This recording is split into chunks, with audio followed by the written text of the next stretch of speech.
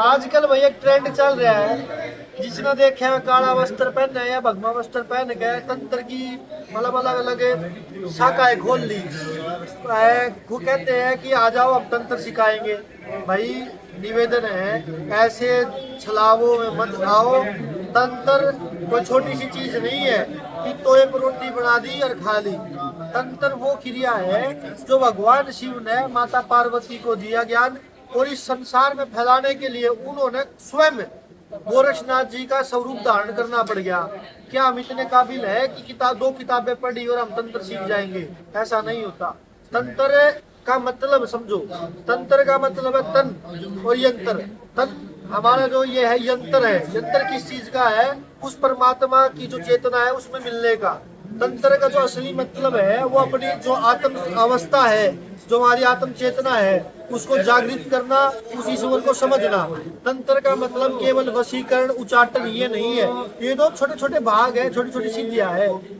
तो भाई जो कुछ लोग आगे ले थोड़ा, कुछ लोग एक महीना किसी के पास गए और फिर वो खुद तंत्र सिखाने लग जाते हैं। ऐसे लोगों से सावधान रहना।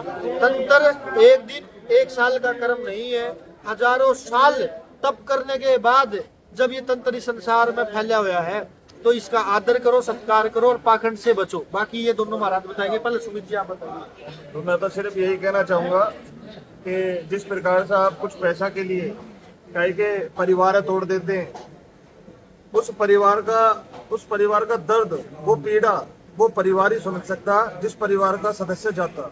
तो मेरी आपसे हाथ जोड़कर विनती है, ऐसा ना करें। अगर आपने ऐसी कोई सिद्धि प्राप्त की है तो उससे जग का कल्याण करें, ना कि जग का अंत करें। तो मेरे आपसे हाथ जोड़कर विजेंद्र महाराज जी। नहीं, इसी बात पर मेरे बात याद आ गई भाई, मैं फिर भूल चुका।